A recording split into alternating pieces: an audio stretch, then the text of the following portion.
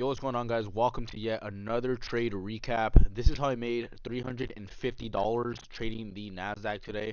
I took a total of 3 trades. First one being a small loser, second one being a break even, and the third trade finally being the winner. So I'm going to go ahead and just hop straight into it here with the first trade. So I'm just going to go ahead and switch over to the main Nasdaq because this is MNQ. So starting off on the daily chart, I'm going to just minimize this and make this bigger for you guys. So starting off on the main chart, we could see that yesterday's candle, Wednesday's, did end up closing over this bearish fair value gap. However, though, we did tap back into this order block that did previously send price lower. So we ended up tapping into the order block, sweeping out Friday, December 26th high, and then we closed back into the range, holding this SMT. So that right there was showing me that more than likely we did probably want to sell off some more. And then also did have a few more confluences as to why I was bearish for the day that I'll get into in just a bit. So if we go ahead and just scale down onto the 4-hour time frame, this is 10 a.m. Okay, perfect. Because usually trading we just like resets the candles or whatever if it's on like the same day. But I think since it's like the next trading day, it's not going to do that right now. So perfect right here. We see we come up. We fail to even meet the consequent encroachment of the daily order block. And so we come up, we sweep out the buy side, we then displace lower, breaking structure right here. Whoops, breaking structure right here. And then also inverting this bullish fair value gap that I'll go ahead and mark up.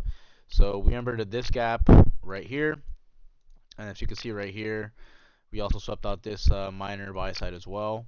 So we swept out buy side, broke structure with displacement, putting in a change of the state of delivery right here as we engulf the last set of up close candles that caused the sweep of liquidity.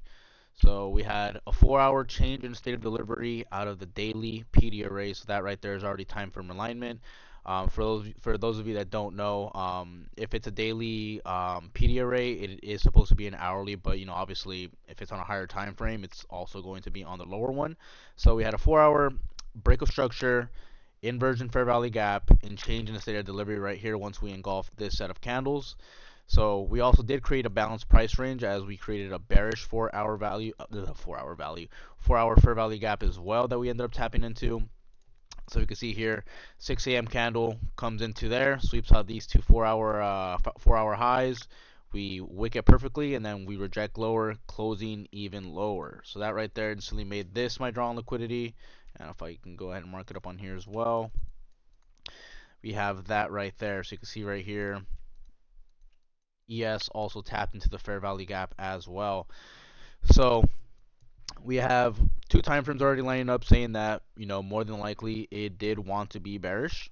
So coming into the hourly chart, this is basically what I saw. So you see here, Asia made high of day inside of this hourly fair value gap and the 4-hour. So that right there is a key level with high of day being made. So we made high of day there. We then displaced lower. London basically just kind of ranged and consolidated. And we can see here we come up, sweep out those London highs, and then we close back into the range after tapping into the 4-hour and the hourly fair value gap. So I'm going to go ahead and just scale onto the 15 so you guys can get a better look at the price action. So same thing here again. Let me go ahead and just make this bigger. Yeah, so same thing here again. We see Asia basically made high of day, consolidated, sold off a little bit. We then display slower. London comes up, same thing, accumulation, manipulation of the London high into the higher time frame PD array. And we display slower, breaking structure, inverting bullish, and then we start following bearish order flow. And then again, there's a change in the state of delivery right here on the hourly as well. So that's already several times, on the hourly, on the 15. So that's already several time frames lining up: the daily, 4-hour, 1-hour, and 15. So that's already 4 time frames saying that we more than likely are going to be bearish. So coming into 9:30. We see right here we make an important first presented fair value gap that broke what structure right here below this low and this low. So pretty much all I did from this point forward was waiting for time frame alignment. So coming onto the 1-minute chart, we see right here, what do? We come, actually something important as well. Actually, something I forgot to mention as well. Forgot to take off the indicator. And then also another reason I was bearish as well was just for the simple fact that we still have this NWOG that we opened up that still has not been mitigated. So if you guys, are familiar with ICT concepts, if an NWOG or an NDOG is unfilled, which basically all it is just a gap in price. So you can see here, just a huge gap in price. That's a very strong draw on liquidity, especially when it's not filled or mitigated. So going back to the entry. So 1 second. So as you can see here, buy side swept inside of that important 15-minute, inside of the first presented important 15-minute gap.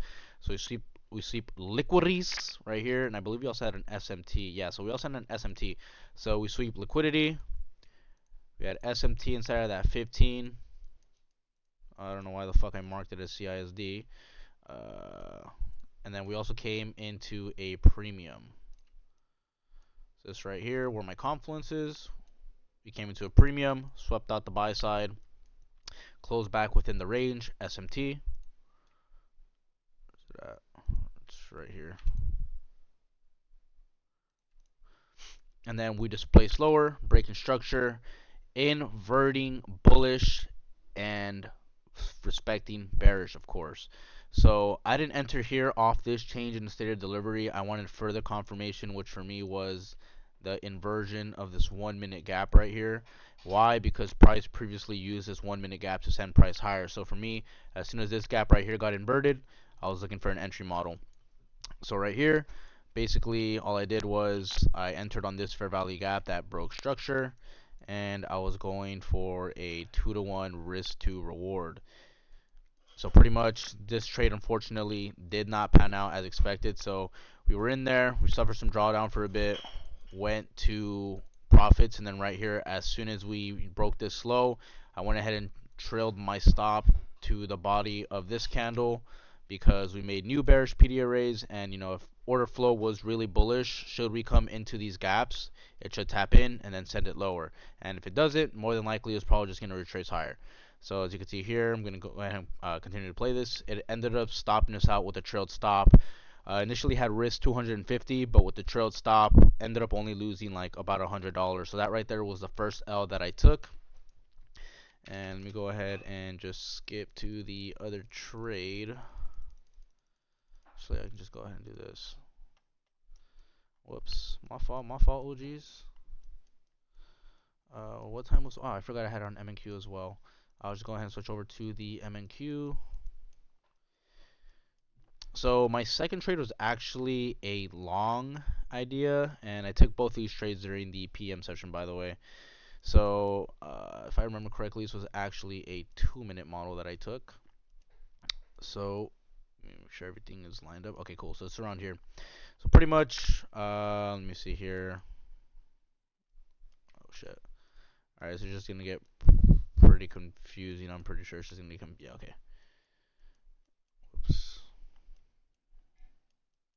Okay, yeah, so the second trade, honestly, this long was not a good long in my opinion. I feel like I kind of just got bored and decided to, just try to counter trend trade, just for the simple fact that we had equal highs above us, which is not a good reason to be taking any sort of trade, by the way. But yeah, right here, as you can see, we had a set of equal highs, and we were just pretty much range bound. So we ended up just sweeping out sell side here. So we swept out the sell side right here into this 1 minute gap. So we ended up coming into this 1 minute gap, and I believe we actually had an SMT somewhere here as well. Give me 1 second. No, never mind. We do not have SMT. But anyways, we came into this 1 minute gap, displaced up. Then from here, let me see. Where was it at? Oh, it's on the 1 minute actually.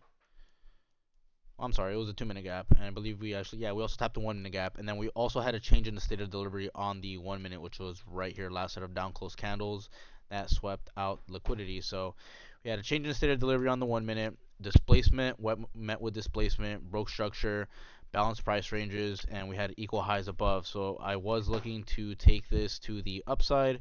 So right here, once we made this balance price range on the 2 minute, pretty much set a limit there, got tapped in, consolidated for a bit, we came up, took out this high, and as soon as we took out this high, ended up going break even. So as you can see, literally as soon as we took it out, we reversed and displaced even lower. So onto the last and final trade that I took, which ended up finally being the winner. And this whole time we were inside of the bearish 15-minute gap, by the way, just so that way you guys know we were inside of like a valid PD array. Yeah, so we were trading inside this 15-minute gap the entire time. We came into it, rejected, came back into it, rejected again. So that's the reason I took this, because it was lining up with my original narrative and bias. So if we go ahead and just scale down onto this, once we got broken even, we displaced, and I believe this one actually did have an SMT as well. Give me 1 second, let me just verify that. Was there an SMT? No, there was no SMT actually. That's my fault.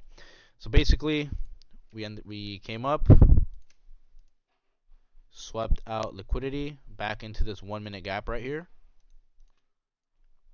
Step liquidity back into that 1 minute gap inside of the 15-minute bearish fair value gap. That was the first presented important gap that broke structure in the AM session. So we came up, swept liquidity, respected the consequent encroachment, displaced down, put in the change in the state of delivery right here. Where's it at? CISD. Put in the CISD right there, and we also broke structure right here.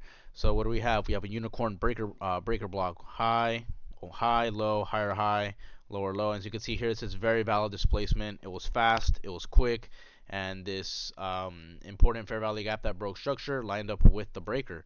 And as you can see here, it was also inside of a premium. So you can see right here, it was premium, unicorn breaker block, sweep of liquidity, set a limit on this change in the state of delivery, and basically, actually no, I ended up entering on the fair value gap, my bad. So I set a limit right here on this devil mark. Basically a devil's mark is just a candle with no top wick or bottom wick.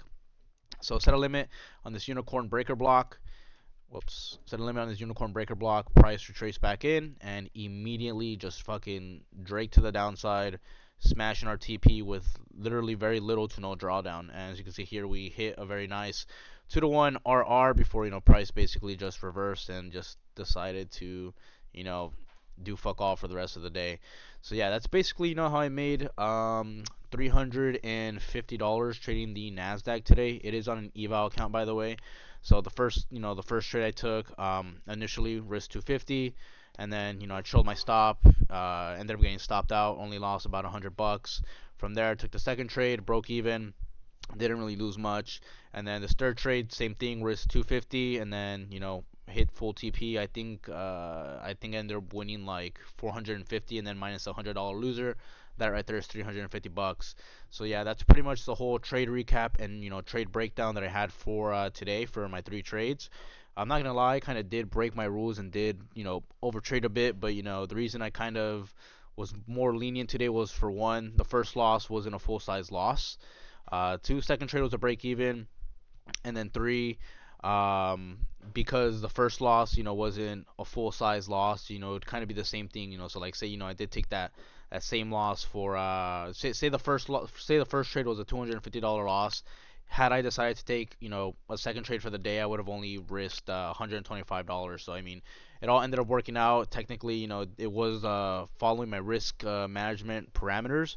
But yeah, that's pretty much the trades that I took for today. If you guys enjoyed the video, if you guys learned something from it, if you guys like the content, just make sure you leave a like, comment, and most importantly, definitely subscribe to your boy. I'm trying to get to 100 subs. Currently, I do have some partnerships on the way. Just hit 10K on TikTok. So if you're not following me on TikTok, make sure you go check me out on the talk. It's at Bevcito. And then same thing, if you guys want to check out my Instagram, I made a new one. It's a bit more for like fitness content and shit like that, but it's at Roidcito, like steroid, like steroids, ROIDCITO. I mean, yeah, and hopefully, tomorrow's my birthday actually. So tomorrow we're gonna wake up, trade. Hopefully we can catch a dub on my birthday. So yeah, I'm excited, to wake up, trade tomorrow, and then see what the day has in store. So thank you guys so much for watching. Whatever time it is for you, day, morning, night, shit, man. Have a good night, good day, whatever the fuck it is for you.